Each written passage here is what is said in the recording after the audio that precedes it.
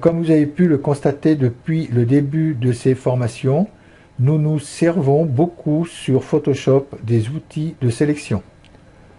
Alors, nous avons fait les sélections par couleur, nous avons fait de diverses sélections.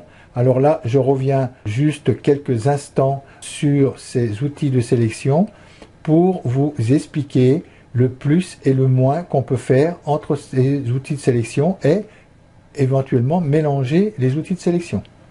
Alors pour ceci, nous allons travailler sur cette image. Je vais, l'arrière-plan, on va tout de suite, comme on a pris, dupliquer le calque, puisque c'est un calque. Arrière-plan copie, OK. Cet arrière-plan, je peux simplement le désélectionner et le laisser ici ou le mettre à la poubelle. Alors en outil de sélection, nous allons prendre au départ l'outil sélection de rectangle et quand on l'appuie et qu'on descend, on voit qu'on peut faire un rectangle ou un carré. Alors pour vraiment être sûr d'être en carré, on appuie sur la touche majuscule, c'est à garder dans votre mémoire, et là j'aurais beau aller au bout de l'image, je serai toujours en sélection carré. Donc là j'ai sélectionné mon outil, il est carré.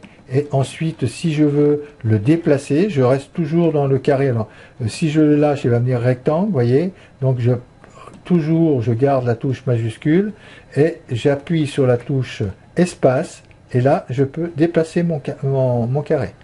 Donc, il faut appuyer sur les deux touches en même temps pour le déplacer où on veut dans notre image.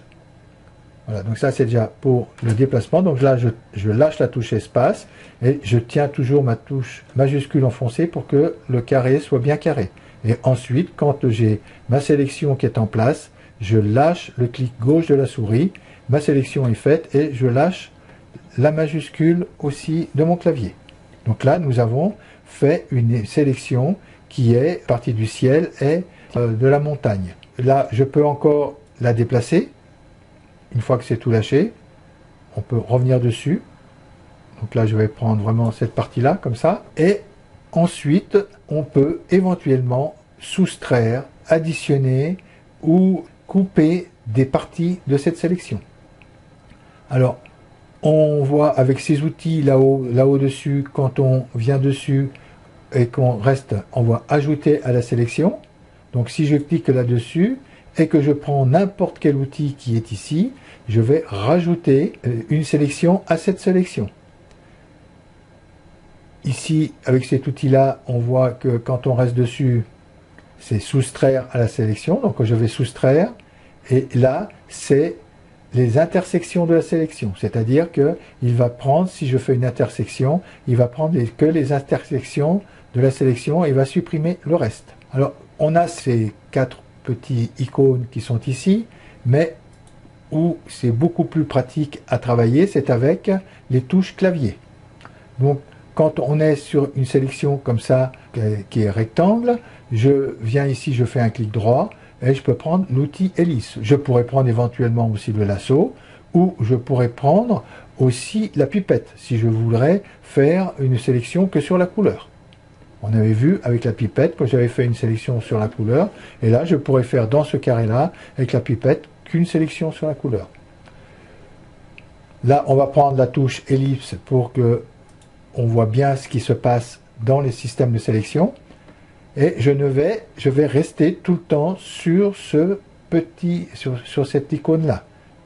Et là, je viens ici, à côté, et j'appuie sur la touche majuscule. Et vous voyez qu'il y a un plus ici, donc qui équivaut à cette touche-là. D'ailleurs, quand je touche la touche majuscule, vous voyez que mon icône ici se déplace et qu'il va à l'autre côté. Voilà, je suis sur majuscule, j'enlève. Je suis sur majuscule, j'enlève. Avec la touche majuscule, nous allons additionner là-dessus, c'est en plus, un cercle. Alors pour ça, j'appuie sur la touche majuscule, je vais à peu près au milieu de mon carré pour que le cercle aille bien, et je descends. Donc ça, c'est l'outil ellipse. Alors du moment où j'ai démarré ma sélection, j'aurais beau lâcher la touche majuscule, que là je la lâche, j'ai toujours mon plus qui est dedans. Et Pour faire un cercle qui soit vraiment cercle, on appuie de nouveau sur la touche majuscule. Et là, vous voyez que j'ai vraiment un cercle. Si je veux déplacer mon cercle au moment de la sélection, il suffira que j'appuie sur la touche espace et là je peux déplacer mon cercle dans la sélection. Donc là j'ai la touche majuscule appuyée et j'ai la touche espace appuyée. Et là j'emmène mon cercle où je veux. Donc là je relâche la touche espace et si ma sélection me convient bien, je suis toujours la touche majuscule appuyée du clavier, je lâche mon clic gauche de la souris. Et nous voyons que nous avons additionné cette sélection qui est circulaire à la sélection carrée. Donc ça c'était pour la touche plus. Je vais faire CTRL Z pour revenir en arrière. Et je vais faire avec la touche moins. Alors la touche moins, c'est le bouton Alt du clavier. J'appuie sur le bouton Alt du clavier et vous voyez qu'il y a un moins qui se fait. Alors on va faire exactement la même chose qu'on avait fait avec la touche plus. Je vais prendre mon ellipse. Pour la rendre vraiment ronde, j'appuie sur la touche majuscule. Donc là, je suis sur la touche majuscule. La touche moins, j'ai pu la lâcher hein, exactement comme tout à l'heure. Une fois qu'on a démarré la sélection en moins, il a compris et il reste en moins. Donc là, j'ai juste la touche majuscule. Je vais peut-être déplacer un peu plus vers le centre là, hein, pour qu'on voit ce qui se passe vraiment dans la sélection. Et là, je suis bien, donc je lâche le clic de souris. Et là, on voit qu'on a déduit la sélection. Alors maintenant, je vais revenir en arrière avec, je retombe sur mon carré. Et ce que je veux faire maintenant, c'est les intersections avec la sélection. Donc, je suis toujours sur mon outil ellipse. Je viens à peu près au milieu du carré. Alors, quand je touche pour l'intersection de la sélection, quand je touchais la touche majuscule, j'ai le plus. Quand je touchais la touche Alt, j'ai le moins. Et quand je touche la touche majuscule et Alt, j'ai une croix. C'est l'intersection des sélections. Donc là, je reste sur ces deux touches appuyées, je me mets à peu près au centre de mon cercle, je clique gauche de la souris et j'ouvre. Alors du moment où je commence à ouvrir, je peux lâcher mes deux touches de clavier. Hein, la sélection X reste. Si je veux vraiment une sélection ronde, il faudra que j'appuie sur la touche majuscule. Et là, j'ai la sélection ronde. Et si je veux remonter mon cercle tout en appuyant sur la touche majuscule, j'appuie sur la touche espace du clavier. Et je remonte mon cercle ici. Donc là, on va faire l'intersection ici. Je relâche ma touche du clavier. Je suis toujours clic de la touche majuscule enfoncée. Si je le lâche, vous voyez, je pars en ovale. Ça dépend où je me place avec la souris. Et là, donc, je suis, si je me mets ici, vous voyez, vraiment, je serai en ovale. Donc là, je reste appuyé et je lâche le clic gauche de la souris. Et nous avons déduit cette partie-là à la sélection. Donc voilà déjà ce petit tutoriel sur les sélections afin que vous compreniez de la sélection.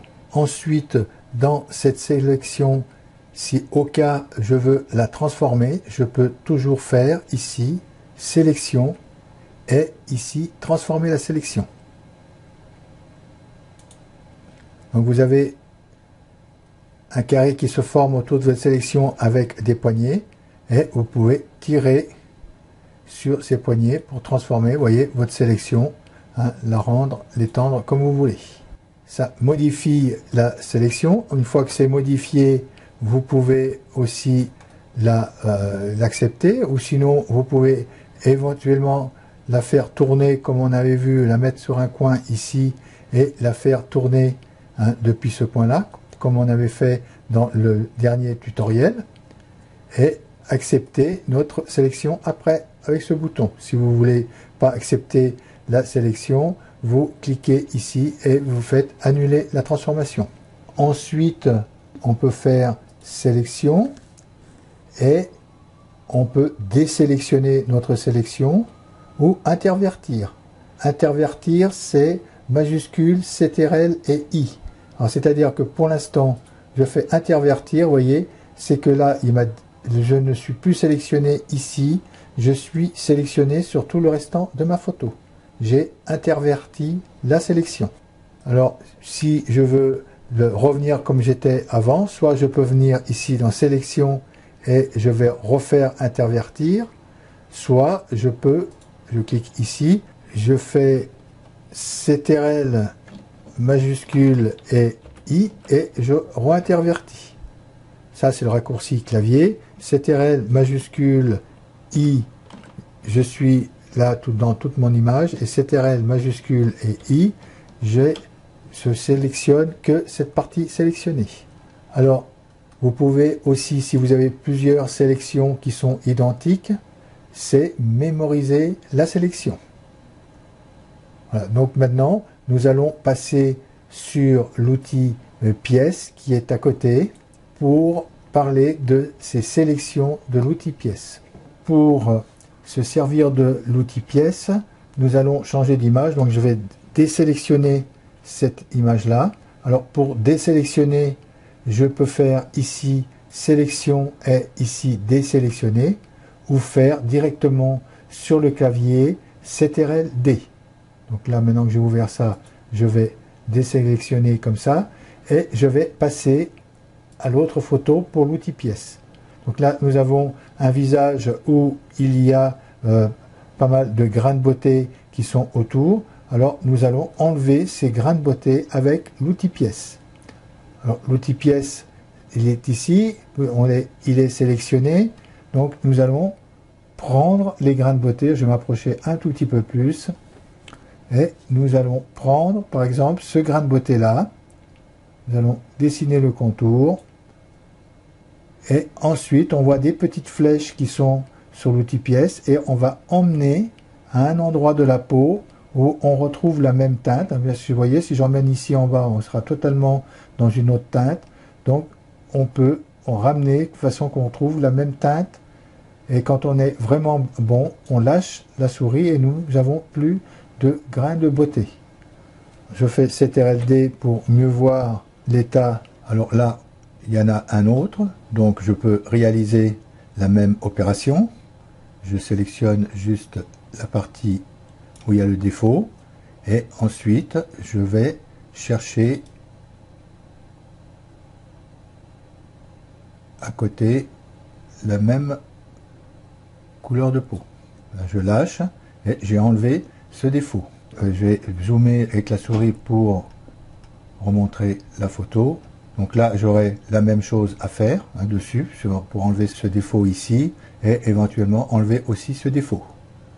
Donc ça vous a montré le fonctionnement de l'outil pièce. Je vais désélectionner donc CTRL-D. Nous avons fini la partie sélection de ce tutoriel. Je vous dis au prochain tutoriel. Au revoir et à bientôt.